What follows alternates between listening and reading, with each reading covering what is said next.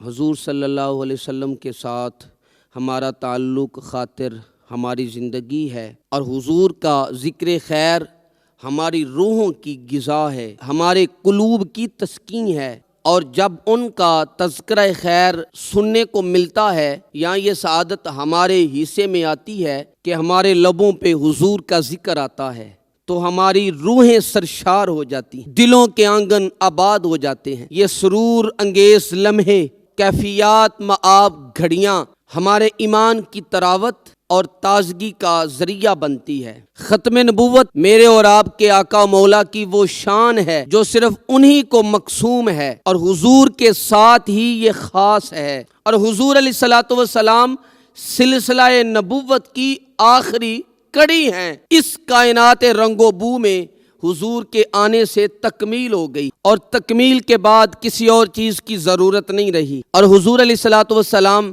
اس کائنات کی ہدایت کے لیے اتنا بڑا جامع پیغام لے کر آئے، اور جو قیامت تک آنے والی نسلوں کے لیے کافی بھی تھا اور ان کی ضرورتوں کا کفیل بھی تھا۔ مختلف انبیاء کرام جلوہ گر ہوتے رہے، اور ان کے پاکیزہ وجود سے مختلف صفات کا ظہور ہوتا رہا۔ کسی میں جلال کا غلبہ تھا، کسی میں جمال کا پیکر تھا، تو کوئی علم کا استعارہ بن گیا، اور کسی کا پاکیزہ وجود لوگوں کو زندگی بخشنے لگا۔ لیکن یہ جتنے بھی اوصاف تھے جو متفرق مختلف پاکیزہ اور خوبصورت پیکر اللہ نے تخلیق کیے اور مبعوث کیے، ان سے جن کا ظہور ہوا وہ سارے کمال اور ساری خوبیاں ایک پاکیزہ وجود میں جمع کر دیں، اور اس وجود مسعود کا نام محمد الرسول اللہ ہے صلی اللہ علیہ وسلم۔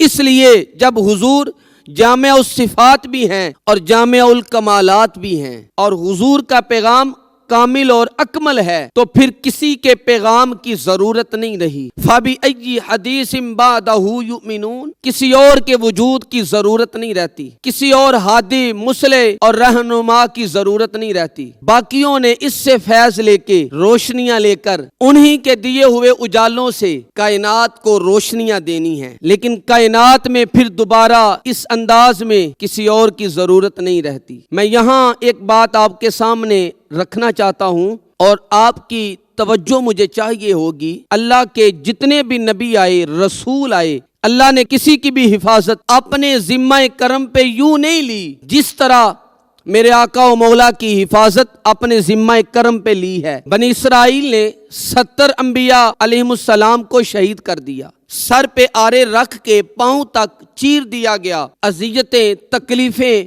اور کفار کی جانب سے انبیاء پر توڑی جانے والی قیامتیں، ان کا ذکر کتاب رحمت میں بھی موجود ہے، پچھلی کتابوں میں بھی اور تاریخ کے اوراق میں بھی موجود ہے۔ لیکن میرے اور آپ کے آقا و مولا کی حفاظت اللہ نے اپنے ذمہ کرم پہ لی ہے، اور فرمایا واللہ یعصمک من الناس، محبوب آپ کی حفاظت لوگوں سے اللہ خود کرے گا۔ اور جب یہ آیت کریمہ نازل ہوئی تو حضور اپنے خیمے میں تھے، اور ایک صحابی تلوار لیے حضور کا پہرا دے رہے تھے۔ آقا کریم نے سر انور خیمہ سے باہر نکالا اور اس پہرا دینے والے صحابی سے مخاطب ہو کر کہا، تم چلے جاؤ، اب میری حفاظت میرے رب نے اپنے ذمہ کرم پہ لے لی ہے۔ سوال یہ ہے کہ ہر نبی اللہ کا سچا نبی ہے، لیکن ان کی حفاظت اللہ نے اپنے ذمہ کرم پہ یوں نہیں لی، یہاں تک کہ انبیاء شہید کر دیے گئے۔ اور دوسری بات، جتنی بھی منزل من اللہ کتابیں ہیں، وہ زبور ہے، انجیل ہے، تورات ہے، صحف ابراہیم ہے، صحف موسیٰ ہیں، قرآن مجید کے علاوہ 130 کتابیں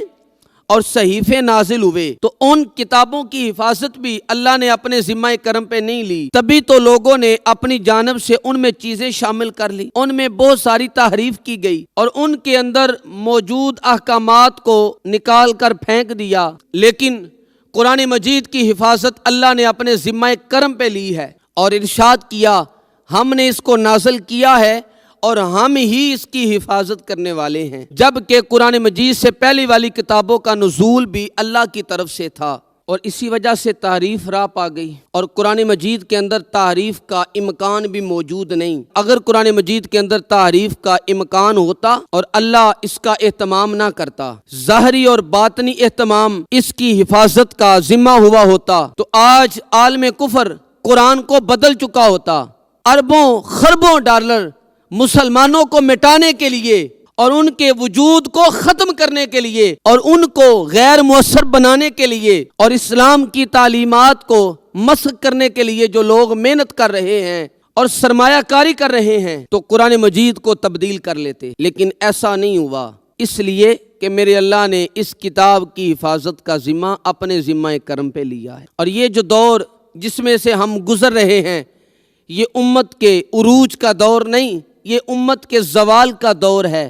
تو زوال امت کے زمانے میں بھی اس مجلس میں بھی ڈھونڈو نکلو گے یا ایک تحصیل میں ڈھونڈو نکلو گے تو اس میں سینکڑوں کے حساب سے حافظ قرآن مل جائیں گے۔ یہ قرآن مجید کی حفاظت کا ذمہ ہے۔ تو پھر ابھی پورا ملک پڑا ہے، پوری دنیا موجود ہے، عالم عرب موجود ہے، تو زوال امت کے زمانے میں ایک بستی سے اتنے حفاظ ملتے ہیں، تو جب امت کا عروج ہوتا ہوگا پھر یہ کیفیات کیا ہوتی ہوں۔ حضرت موسیٰ علیہ السلام پر جب الواح تورات کا نزول ہوا، ابن عساکر نے اپنی تاریخ میں لکھا ہے کہ انہوں نے اللہ سے 9 سوالات کیے تھے، ان میں ایک سوال یہ تھا، اللہم انی اجد فی الالواح امتن انجیلہم فی صدورہم یقرؤون آظاہرا فاجعلھا امتی۔ کہا مالک، میں نے ایک ایسی امت کا تذکرہ پڑھا ہے کہ جس کی انجیلیں ان کے سینوں میں ہوں گی اور وہ دیکھنے کے بغیر ہی پڑھتے جائیں گے، تو وہ امت میری امت بنا دے۔ تو کہا یہ تو میرے پیارے احمد کی امت ہے۔ تو اللہ نے یہ آسانیاں پیدا کر دیں، اس کتاب کو آسان کر دیا۔ آئے روز آپ پڑھتے رہتے ہیں کہ 8 سال کا بچہ، 9 سال کا بچہ، اس نے قرآن کو اپنے سینے میں محفوظ کر لیا ہے، تو یہ سعادت نصیب ہوتی ہے۔ تو اللہ تعالی جل جلالہ نے زوال امت کے زمانے میں بھی ایسے لوگ لاکھوں رکھے ہیں کہ جن کے سینوں میں کتاب اللہ کی دولت موجود ہے، اور یہ قدرتی اہتمام ہے۔ دنیا کی کسی کتاب کا یوں عالم آپ کو نہیں ملے گا۔ پچھلی کتابوں کے حافظ صرف انبیاء ہوتے تھے، انبیاء کے علاوہ کسی اور کو کتابیں یاد نہیں ہوتی تھیں، تبھی ان کتابوں میں تحریف راہ پا گئی۔ تو بات یہ ہے، جتنی کتابیں نازل ہوئیں وہ ساری منزل من اللہ ہیں، لیکن اللہ نے ان کی حفاظت اپنے ذمہ کرم پہ کیوں نہیں لی، اور قرآن کی حفاظت اپنے ذمہ کرم پہ کیوں لی ہے؟ ایک سوال بنتا ہے، اور دوسرا سوال، باقی نبی بھی سچے تھے، مبعوث من اللہ تھے، لیکن اللہ نے ان کی حفاظت بھی اپنے ذمہ کرم پہ نہیں لی، یہاں تک کہ ان کو شہید کر دیا۔ لیکن محبوب علیہ السلام سے کہا، محبوب تیرا کوئی بال بھی بکھا نہیں کر سکتا۔ اللہ اکبر!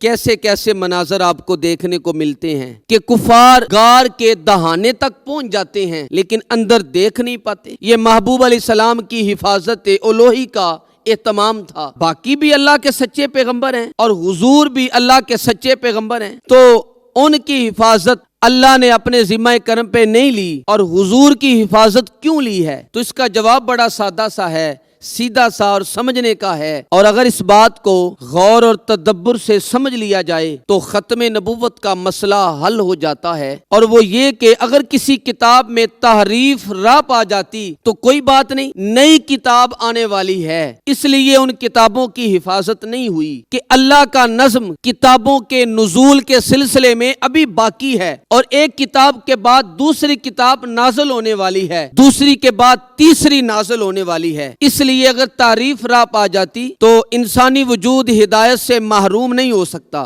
اس لیے کہ ابھی نزول کتاب ابھی باقی ہے۔ قرآن مجید کے بعد چونکہ کوئی کتاب نازل ہونے والی نہیں، اور اب بھی اگر اس کتاب میں تحریف ہو جاتی تو انسانیت کے لیے ہدایت کا چشمہ سوکھ جاتا اور وہ کہاں سے روشنی پاتے۔ اس لیے اللہ جل شانہ نے اس کو اصلی صورت کے اندر باقی رکھا ہے۔ اور دوسری بات یہ ہے، اگر کوئی نبی شہید کر دیا جاتا تو کوئی بات نہیں، اس کے بعد نیا نبی آنے والا ہے۔ حضور علیہ السلام کی حفاظت اس لیے کی کہ محبوب یہ تمام دین تمہارے ذمہ ہے، اس لیے اگر تجھے نقصان پہنچتا ہے تو کوئی اور نبی آنے والا نہیں ہے۔ اتمام دین کون کرے گا اور اتمام توحید کون کرے گا؟ تو اللہ کے محبوب علیہ السلام کی حفاظت اس طرح فرمائی کہ محبوب کا بال بھی بکھا نہیں ہوا، ہزاروں آندھیوں کے باوجود یہ چراغ بجھنے نہیں پایا کہ عالم میں ساری روشنیاں اسی کے دم سے ہوں گی۔ تو حضور علیہ السلام کی حفاظت کا کیے جانا اور قرآن مجید کا محفوظ رہنا یہ ختم نبوت کی معتبر ترین دلیل ہے۔